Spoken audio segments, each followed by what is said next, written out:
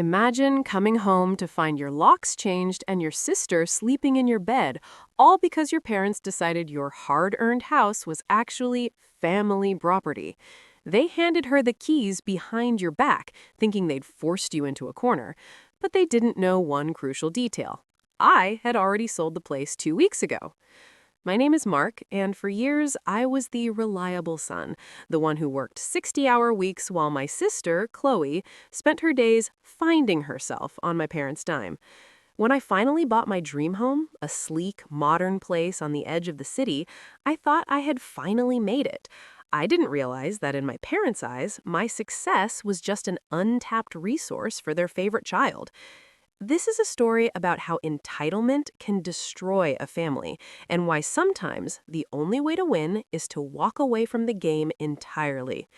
If you've ever been told that family comes first just so someone could take advantage of you, then you know exactly how I felt. But the look on their faces when the new owner showed up with a police escort? That was worth every penny I lost on the quick sale. Growing up, the hierarchy in our house was crystal clear. Chloe was the creative spirit, which was just code for someone who never held a job for more than 3 months and expected a standing ovation for waking up before noon. I, on the other hand, was the sturdy one. I started mowing lawns at 12, worked through college, and climbed the corporate ladder until I was making more than both my parents combined. My parents, David and Mary, treated my career like a collective family achievement. Every time I got a promotion, they'd call me, not to congratulate me, but to ask if I could help out Chloe with her car payments or her latest business venture that inevitably failed. When I bought my house, the pressure reached a boiling point. They didn't see a young man's first home. They saw a free hotel for Chloe, who was currently living in their basement and driving them crazy. They started dropping hints immediately. "It's such a big house for just one person, Mark," my mom would say during Sunday dinner. "Think of how much Chloe could save if she stayed in your guest room for a while." I told them no, repeatedly and firmly. I wanted my own space, my own life, and the right to walk around my own living room without tripping over Chloe's laundry. The breaking point came when Chloe accidentally let herself into my apartment before I moved into the house. She had taken my spare key from my parents' house, which I'd left there for emergencies, and decided she needed a place to host a small gathering. I came home to find 3 strangers on my sofa and a red wine stain on my rug. My parents didn't scold her. They scolded me for being unwelcoming. That was the moment I realized that as long as they had access to my life, they would never respect my boundaries. They viewed my property as an extension of theirs. So when I finally moved into the new house, I was extra careful. I changed the locks, installed a high-tech security system, and made it clear that nobody was getting a key. But my parents are master manipulators. A month after I moved in, my dad called me with a sob story about a plumbing emergency at their place. He asked if he could stay at my house for a few days while the repairs were done. Against my better judgment, I gave him a key. It was a mistake that would set the stage for the ultimate betrayal, but also my ultimate escape. I soon found out that my father wasn't using the key for a plumbing emergency. I started getting notifications from my doorbell camera. Chloe was there. My parents were there. They were bringing in boxes when they thought I was at work. They weren't just visiting, they were moving her in, piece by piece, behind my back. When I confronted them, they didn't even apologize. My mom looked me straight in the eye and said, "Mark, we're a family. Chloe needs a win and you have so much. It's selfish of you to keep this whole house to yourself when your sister is struggling. We decided she'll stay in the basement suite. You won't even know she's there." I was livid. I told them to get her out immediately or I'd call the police. My dad just laughed. "You wouldn't call the cops on your own father, Mark. Don't be dramatic. Just be a man and help your sister." That was the final straw. I realized then that I could never live in that house in peace. They would always have a way in, and they would always feel entitled to my life. So I did something they never expected. I called a real estate agent I knew who specialized in fast, cash-only sales to investors. I told him I wanted the house gone in 14 days. The sale moved at lightning speed. Because the house was in a prime location and I was willing to take a slightly lower price for a quick closing, an investment group snapped it up. They wanted to turn it into a high-end rental property. The beauty of it was that I didn't tell a soul. I spent those 2 weeks quietly packing my essentials and putting the rest in storage. I moved into a luxury high-rise apartment with 24-hour security and a lobby that requires a key fob to just get into the elevator, a place my parents could never talk their way into. On the day of the closing, I handed over the keys to the new owners, a no-nonsense property management team.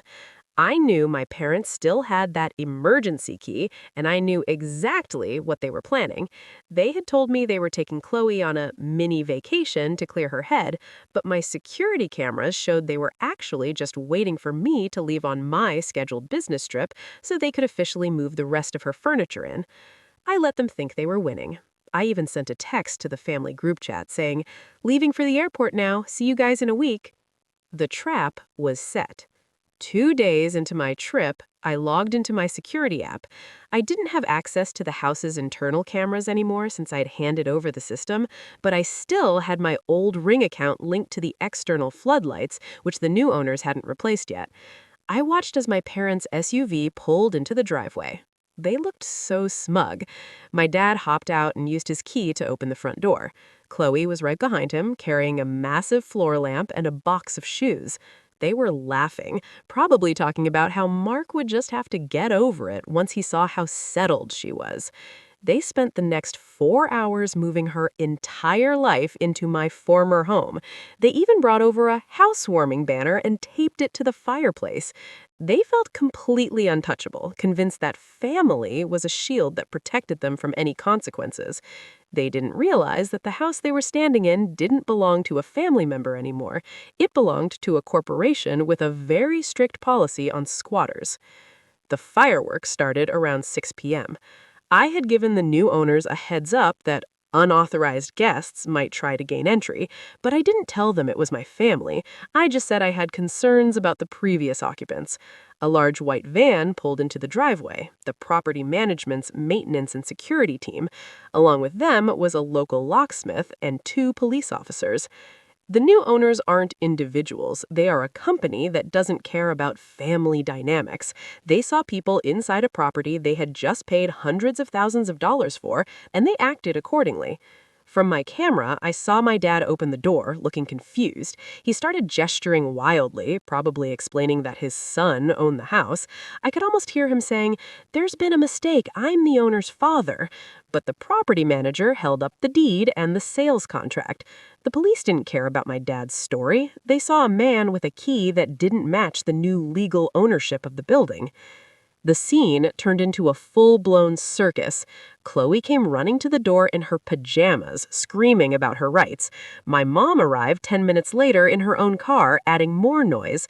The neighbors were all out on their porches watching the reliable Marks family get escorted out of a house in handcuffs. My dad was frantically calling my cell phone, over and over. I let it ring. Then I got a series of increasingly desperate texts. "Mark, pick up. There are people here saying they bought the house. Tell them they're wrong. The police are threatening to arrest Chloe." I waited until they were all standing on the sidewalk, their boxes and Chloe's floor lamp piled up on the lawn in the rain, before I finally sent a single message back to the group chat. I attached a PDF of the final settlement statement and the sold notification from the real estate site. I wrote, "I told you to stay out of my house. Since you wouldn't listen, I found someone who would make you listen. I sold the house 2 weeks ago. I don't live there, and I don't live anywhere you'll ever find. Good luck with the move out."